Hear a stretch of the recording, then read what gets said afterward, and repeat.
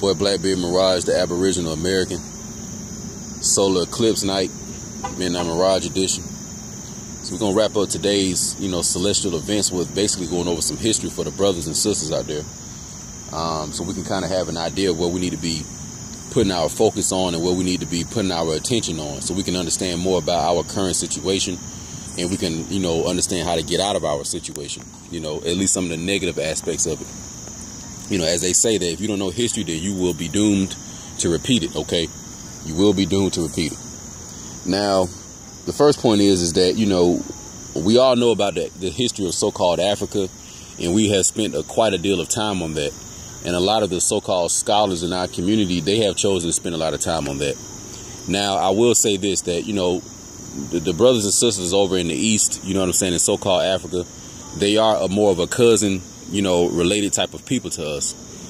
And it's cool that we know that history, but now we need to start focusing our time on North American history. And this is very, very important. And if we don't do this, we're going to get lost in the sauce. Now, in order to see who's really, on your side or not, I would say that that's probably a medium or a standard that you could use to measure a lot of these scholars out here. Like, who is trying to give you Aboriginal North American history as far as it pertaining to so-called black people? Who is trying to really connect the ancient Egypt and the ancient Israel thing and all these different ancient cultures such as Carthage and all these things? Who's really trying to connect this stuff to America for you?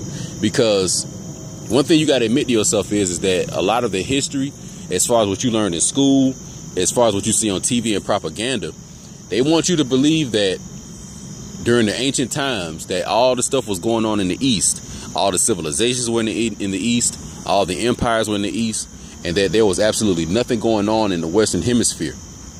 They want you to believe that North, South, and Central America was just a bunch of trees, a bunch of random buffalo, and if it had any people, it was a mixed mongoloid-looking people, and it was small groups of them just running around in the woods, basically as these savage people. Now, that is the narrative that they have put out for us to believe, and a lot of us have, chosen to follow that narrative. They tell you that the original, people of America came across the so-called Bering Strait, and they were of an Asiatic descent, okay? And this is what they tell us, all right?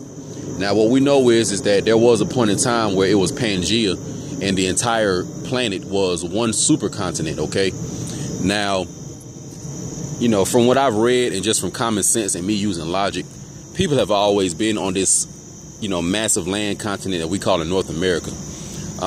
Some of the more immediate things I can remember reading about was when the super islands and the supercontinent or the archipelago of Atlantis sunk, that a lot of the, surviving populations chose to come to America and populate and set up civilization in America.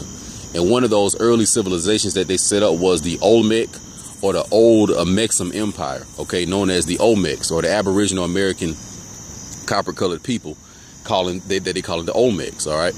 Now, this is some of the earlier civilizations of America, but even prior to the Olmecs, you had the Atlantean stage. Now, me personally, I make the Olmec civilization and the Atlantis civilization somewhat simultaneous because it's a continuation of the Atlantean society. But however you want to perceive it, it's still the same people. An Aboriginal copper-colored, bronze-colored, gold-complexioned people.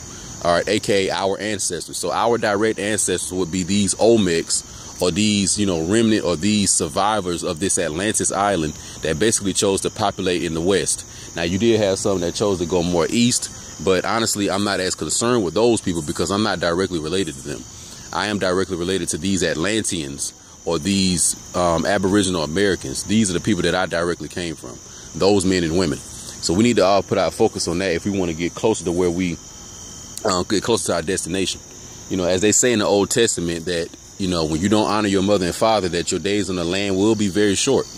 And I can see that happening to us. I think spiritually, because we are looking at all these other continents except North America, and we're not putting our heart and we're not giving our energy to the lands of North America, that, it's a form of betrayal to our ancestors, and we shouldn't put these Africans and these other melanated people above the Aboriginal American ancestors that we had.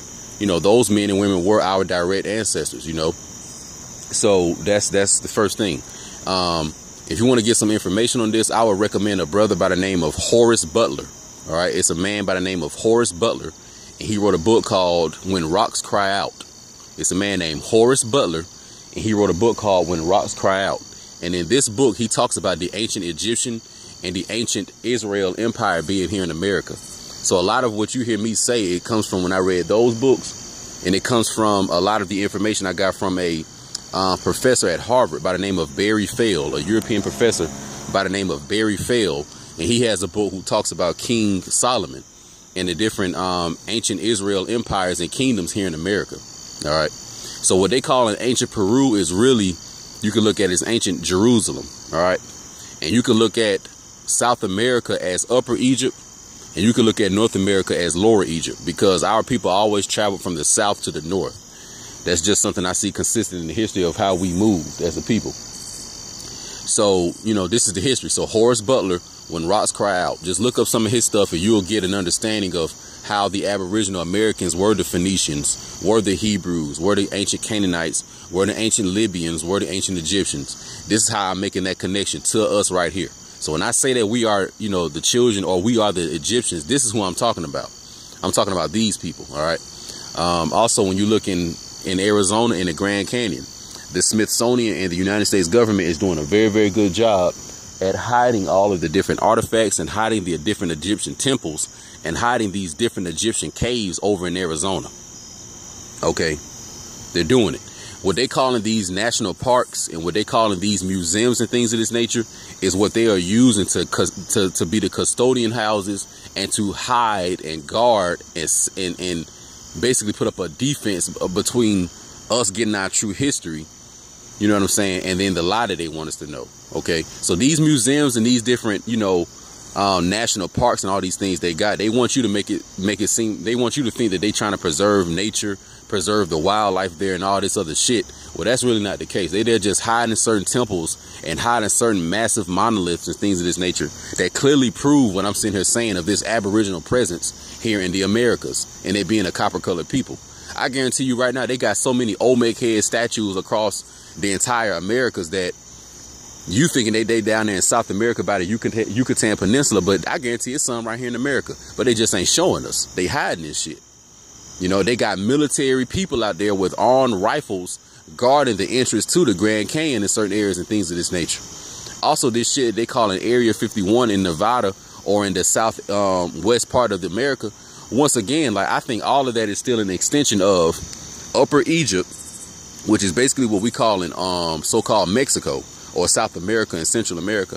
I think that it's just a remnant in the leftovers of that, and they just don't want us to know about the shit. All right, so go read and research into the Grand Canyons and the ancient Egyptians in Arizona. And it's a guy that they call by the name of Kincaid, and he was in the United States Army, and it was him and a few other people dealing with the Smithsonian. And they, you know, got some information from a guy out in the West, you know, from Utah, I want to believe. And the guy was a Hopi Indian, and he said that his ancestors were Egyptian, Hopi Indian, and European. And when this guy Kincaid and these other, you know, European United States grave robbers, that I like to call them, that was with him, when they got hold of this information, this is why they started going into these caves and starting to find out that it's the Egyptians and all these other ancient people right here in America. All right, so this guy named Kincaid, Kincaid, Kincaid. When you look up Kincaid, you'll see him in connection to a lot of stuff dealing with the Egyptians in the West, or dealing with the Egyptians in so-called Arizona, or the western, you know, part of the United States. Not in the United States, but the western part of America, excuse me. So, you know, that's a history that they're trying to hide from us, you know, that we are Aboriginal indigenous here. And this is another thing, too. If the ancient Egyptians or ancient Phoenicians came and set up civilization in America, and they started having children in America, doesn't that make them both Aboriginal American and a so-called Egyptian? Because, see, when we're saying Egyptian, Hebrew, and all these other things, this represents the culture, the heritage, and probably the language or dialect, or maybe even the religion that these particular people use. But it's not necessarily showing you the ethnicity of these people. All right. Now, when it comes to this word Moor, the word Moor is, when I'm seeing, it's kind of used more as far as ethnicity, trying to describe the phenotype of when you see a person. So let's say that you know, it's two so-called black people walking down the street. I could easily see, you know, a police officer getting on his little, you know, microphone and saying, I got 2 Moors walking down the street, X, Y, and Z. You know, and let's say one of them spoke Hebrew. He may say, I got a Hebrew Moor walking down the street with a blue shirt on. All right. So either way it goes, he's going to describe you as a Moor. Now, you're going to hear the word Moor and the word Aborigine also synonymous with us here in America, because the people who speak, you know, these different European languages such as French, English, etc., you know, the melanated copper-colored people across the Atlantic Ocean, even they were calling themselves Moors there, you see. So this word Moor is a little international. It's not just located to Europe. You know, when they talk about the ancient civilizations of South America, they talk about the Amaru Maru. The Amaru Maru. And they say that Amaru Maru was basically this ancient god who helped the people who were the survivors of the Atlantis cataclysm. And he helped them set up civilization here in America. And his name is Amaru Maru, also known as Quetzalcoatl. And they say he was known to give the people the serpent wisdom. All right. So basically they say that he was the chief patron of the Aboriginal Americans and responsible for giving them the knowledge, more like a Heru or a Lucifer figure or a light bringer figure, one who brings wisdom and brings an aspect of understanding, or a Tahuti-like figure. OK, so the Thoth, you know, the Tahuti or the wisdom bringer of South America could be looked at as Amaru Maru or Quetzalcoatl. OK, and the legend of Amaru Maru goes back to South America. You know what I'm saying? Ancient Peru, all these different things. All right. Also, when you look at the different pyramid complexes in the Yucatan Peninsula, they got the sun, moon, and star pyramid complexes, and even the pyramid of Quetzalcoatl in South America. I mean, in the Yucatan Peninsula, excuse me. All right. All right. So these things are very, very important. Also, the ancient name of America comes from America, which is really land of the plumed serpent or land of the serpent people. OK, so Quetzalcoatl is a serpent type of figure. This is why these dragons and serpents are always associated with so-called black people, in particular, the Aboriginal people of America. All right. Another name for this place is Turtle Island. OK, Turtle Island is another name for ancient North America. Turtle Island. All right. That's another name you'll see come up in the history books. Sometimes you'll come across the name Al Maroc. All right. And a lot of us thinking that they're talking about Morocco in West Africa, but that Morocco in West Africa was basically created and established in the last recent years, probably in the last 100 years. That's not really the ancient aspect of Morocco. You know what I'm saying? That's not what that is. All right. So we need to start paying attention to this North American history so we can line ourselves up what we're supposed to be doing and show a little more respect to the land that we on. You know, we are Aboriginal North Americans. We are. You know, we're not black people. We're not African Americans. We're not colored people. We're not Negroes. We are Aboriginal Autochthonous Americans. All right. In particular, North America. You know, did some of our ancestors travel to North America from Central and South America? Yes, they did. Because when you had a lot of invasions from these foreigners in Central and in the South America, you know, those people started moving a little more north. OK, so these people that we call them the Choctaws, the Yamasee, the Wichitas, the Mississippians, the Creeks, you know, all these different names, the Blackfoots, you know, all these different names. These are the sons and daughters of the ancient Olmecs or the ancient Chi people. All right. So another name of this place is ancient Chi or ancient Xi. All right. And Xi or Chi is basically where they get the term Mexico from. All right. So that's another name that we was going by here in ancient America was Chi or Xi. All right. Pronounced CHI, but you spell it XI. All right. So they say that the Olmecs also were known as the Chi people. All right. Are also known as the rubber people because they was associated with the element and the product of rubber with our people because we was producing rubber as well. Now, speaking of producing things, now I want to turn a little bit into the history of some of the conflicts in North America that we had with these foreigners, in particular the European Caucasians. Now, this is the thing. These European Caucasians that were brought here were the vassals and slaves and property of the European Moors or the old Moors from Europa. All right. They were the property of these Moors. And you got to remember that the old Moors of Europa were related to the Aboriginal Moors of America or the Aboriginal Americans. OK, and we were doing a lot of trading with our relatives and friends over in Europa. All right. Since the ancient times. One of the main things we were trading and bringing back to Europa was tobacco. That was something that we were dealing with here. Tobacco and hemp. Those were two of the most profitable things that we were, you know, using for trade here. You know, that was the thing that was very, very big with us, is tobacco and hemp. All right. Now, you know, that's true because one thing that they try to disassociate and lock down when it comes to so-called black men is their usage of marijuana, because marijuana is another thing that we were cultivating here. So we was dealing with hemp, tobacco, and marijuana. Those were a lot of the main things we were dealing with here. And when these people showed up, they saw a lot of the men and women here smoking out of pipes, smoking marijuana and smoking tobacco out of pipes, wearing feathers and wearing different, you know, the different Aboriginal attire that we wore here. Okay. So this is why you'll see over in Europe, in a lot of tobacco shops. I can remember when I worked in a liquor joint one time. But in a liquor joint, they'll have a little tobacco room and stuff like that. And when you look on the little tobacco boxes, you know, you'll have your different Cuban cigars and all these different things. But let me ask you this. Who do you think the ancient or the Aboriginal people from that island or the area of Cuba is? It's these Aboriginal Olmecs or these Aboriginal Chi people that I'm talking about. So when they talk about Cuban cigars and they trying to associate these cigars with Cubans, you got to remember the Aboriginal or the original people of that place they call in Cuba were these same melanated people. All right. So the first thing is we was dealing with the tobacco over here, and we were trading it. So a lot of the European Moors, you know, they were using that to try to boost the economic, you know, society that they had. OK, now it was very, very plentiful for us. You know, we had that shit everywhere here, but they had to do certain, you know, things to agree with us. And, you know, we allowed them to set up little plantations. We probably even helped them cultivate and set up and, you know, get the tobacco right. Now, this is long before any Caucasians start trying to do business with us. I'm talking about just straight, you know, so-called black people doing business with each other. You know, you got Aboriginal, melanated people from America that have tobacco, and they doing business with, you know, the melanated people of Europa. Okay, this is how it was going down. And when they talk about the Virginia Company, I'm led to believe that this was originally set up by the Moorish families of Europa and the Moorish families of the European Britain or ancient Albion Empire. I'm led to believe that the Virginia Company was originally set up by so-called black people of Europe. Now, because these, you know, European Moors were practicing this Christianity and they had a habit of raising up their Caucasian slaves, eventually they got their families bleached out.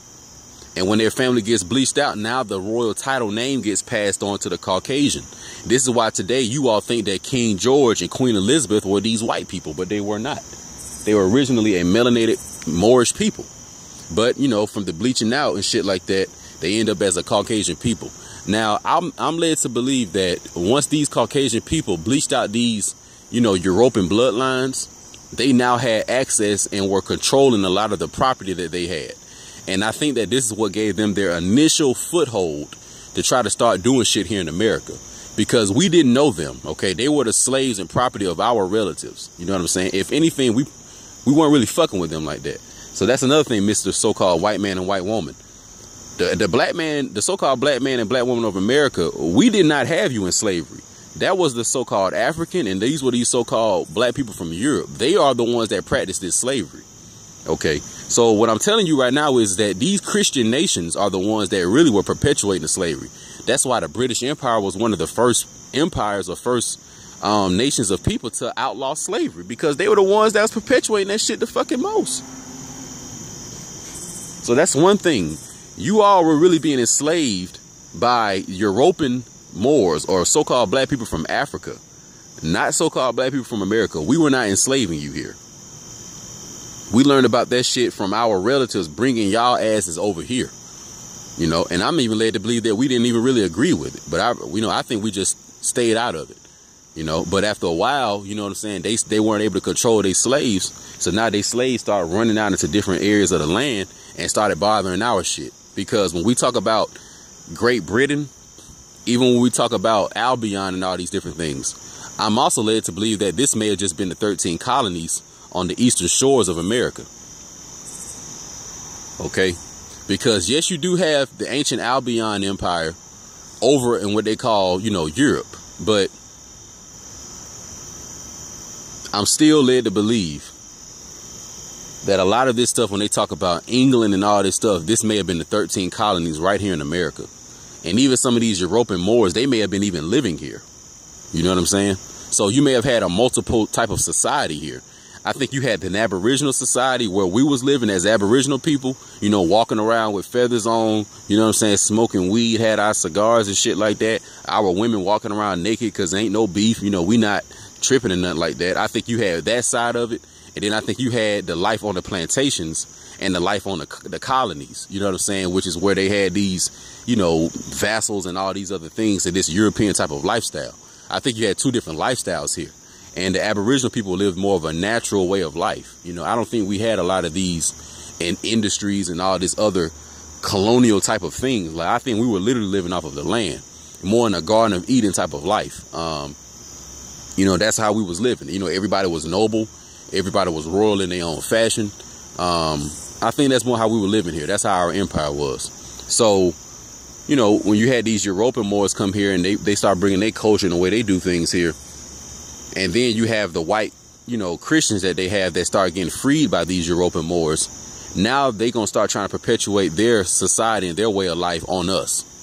So this is how I think we ended up starting to speak English and all these different things and start carrying on even certain surnames that may have been Europeanized. Because some of the surnames that were Europeanized may have even been by force. Okay. You know, I'm not saying that it wasn't. Some of it may have been by force. But that was what went down. Another thing to get ready to wrap this up is that a lot of the history of the Aboriginal Americans and their conflicts with the Europeans, you gotta look in Virginia. All right. A lot of it is coming from Virginia. Also, another thing, that what they call in Virginia today, back then, Virginia may have been a large chunk of the East Coast. OK, so a large chunk of the East Coast may have been Virginia.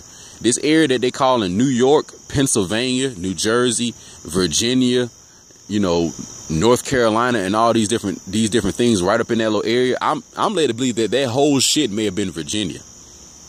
And it may have been just tobacco farms and other type of farms and plantations on that area, in that area. And the people who ran it were the Aboriginals, you know. I'm led to believe that. This is what the history is showing me. So, you know, in this time, in the period I'm talking now is like the early 1600s, okay? Early 1600s. So the first thing is that, you know, the profitable crop here was the tobacco that these Europeans were using to boost up their economy.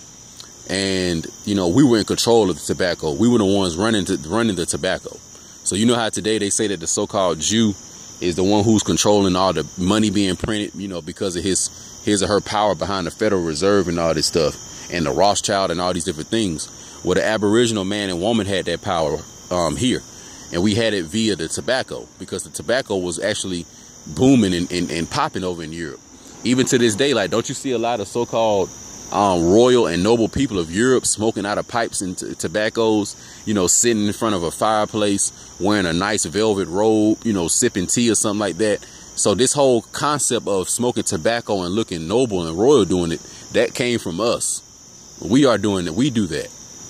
You know, it's no different than you going to the club right now and all the rappers in there smoking the weed and stuff like that. This is where that stuff comes from. I don't think we were really into that alcohol thing like that. And the moonshine thing like that. You know, once again, like a lot of these European Moors, because they had the alchemical sciences of ancient Egypt, they did know how to make alcohol and have different distilleries and stuff of that nature. But I don't think we were making these hard type of alcohols like that. You know, I think they may have had a little alcoholic beverage and they may have sipped it every now and then, probably for ritual purposes. But I don't think it was large consumption of it.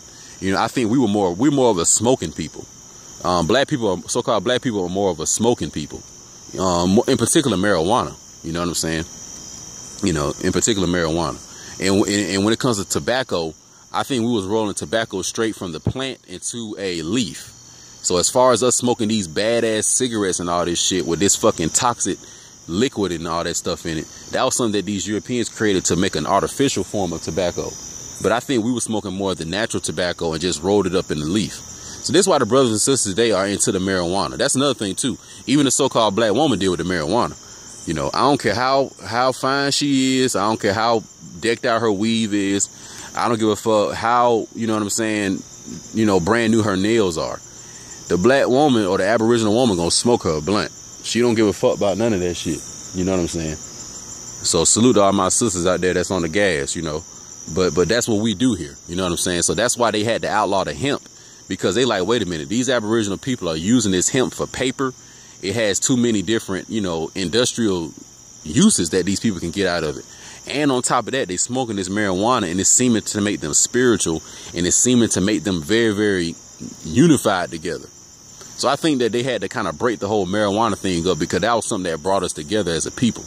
You know, even if you look at the show called Taboo on National Geographic, I saw an episode one time where the copper-colored Aboriginal men of what we call in India in the Far East, they have a lot of holidays, or what we call holidays, or just different days where they sit on the corner all day and just smoke marijuana out of pipes and bongs and just pass them all day. So you got copper-colored men over in India right now with long beards that literally just sit around and smoke gas all day out of bongs, and probably just be politicking and talking, because that's what the so-called black man does. Go in the hood right now and see if you don't find little Ray Ray and little Tay Tay on the block with a blunt rolled up and everybody out there just talking about some shit. That's what we do. That's part of our culture. So that's what we was doing here, and they didn't like a lot of that stuff. That's why they tried to trade out the marijuana and the tobacco for the moonshine and have us drinking that stuff, which burns your stomach up, you know, destroys your mindset and all these different things, you see. I've never really been on that alcohol like that. You know, that never was something I really fucked with like that. Maybe a little beer. You know, I had me one little beer or something like that, but that's about it. I'm not into that. Genetically, I'm not into it. You know, my grandfather even had a premature death from drinking himself to his grave from the moonshine and the badass alcohol. You know what I'm saying? You know, my grandfather, an Aboriginal male from the South. So, you know, like they tell you about, you know, how they had the men drinking alcohol and having them sign bad deals and stuff when they drunk. A lot of this stuff happened in my family. You know what I'm saying? I got Aboriginal family from the South, and they owned a lot of land. And I have older relatives that told me about these crackers that came around there, you know, trying to talk to the ignorant ancestors and getting them to sign off on land and stuff of this nature, you know. But one thing for sure is that my grandfather had a premature death, you know, and you know, he is from the moonshine, basically, you know. So to wrap it up, man, you know, in the early 1600s in Virginia, this is where a lot of the conflict started. You know, in particular, around 1622, you had the Virginia rebellions, where a lot of the Aboriginal melanated people, you know, slaughtered up over 300 English people.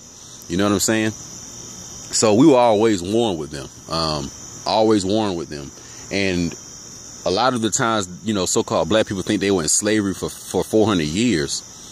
You got to remember that a lot of this that you all account as slavery is also the Indian slavery, because they took a lot of Aboriginal people from here and sent them to Europe and sent them to Africa. So a lot of the so-called slave stuff is in reverse. They actually were taking people from here and sending them over to Europe and sending them to so-called Africa, you know, versus the other way around like that. So you have a lot of people that are in Africa and that are in Europe right now, and they actually are Aboriginal to America, and they don't even know it. Okay, they don't even know it. So but yeah, there was a lot of conflict, you know. 1622 Virginia, go look that up. Very, very important. Even the whole so-called Pocahontas situation, you know what I'm saying? More than likely they kidnapped this woman, was holding her hostage, had her father basically losing his mind, trying to get his daughter back, had to end up compromising and things of this nature. I think she was raped. An heir was produced. I think they killed her, came back and lied about it, and just tried to have, you know, and use the heir as an excuse to be able to stay in Virginia. And then eventually they tried to get more land in Virginia and move closer into the other areas where we were living, because I think that we may have, you know, we were working with these Moors from Europe, rather, and they had their plantations here. I think that we told them that y'all got to stay in certain areas, like y'all can't come too much into our territories. And I don't think these Moors disagreed. I think they agreed with it, because we were all one people. And they kept their stuff there. And I just think that once the European Caucasian, you know, was raised up, they started getting more greedy, and they didn't want to stay on the colonies. They didn't want to stay on the plantations, and they started coming a whole lot more into inland and coming a little more towards our land. And that's when the conflicts came, and that's when we started warring with them on a much, much higher level. You know what I'm saying?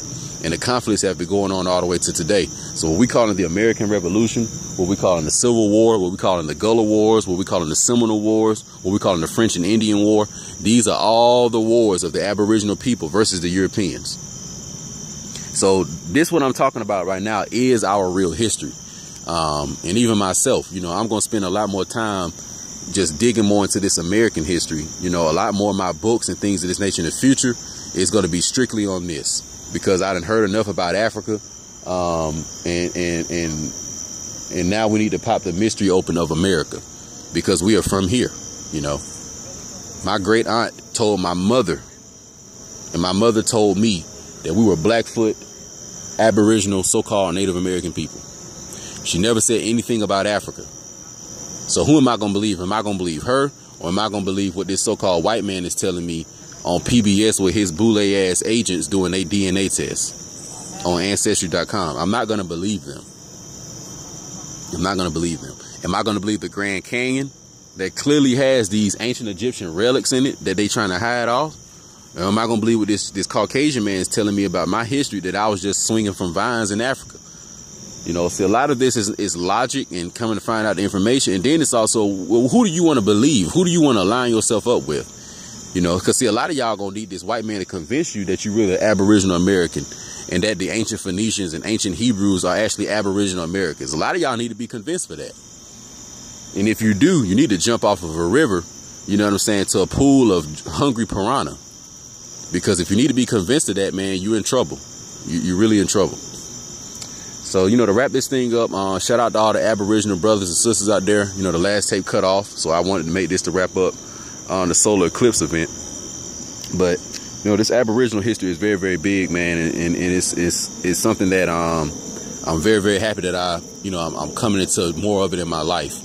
You know, even in the book I wrote that I published first, I already put in there that we were Aboriginal Americans. I already put in there that the Olmecs are so-called black people in America. But even when I wrote it years ago, it was like my understanding of it wasn't as great, because I was lied to so much in the history that I had to do my own research to really find out more. And every day I'm waking up, I'm finding out more and more about this thing. So we need to focus on the Aboriginal America, and we need to start tying the ancient African history to ancient America, because what we call in ancient Africa actually is America. All right. It is America. You got to remember that it's not necessarily the land, it's the people. All right. It's the people.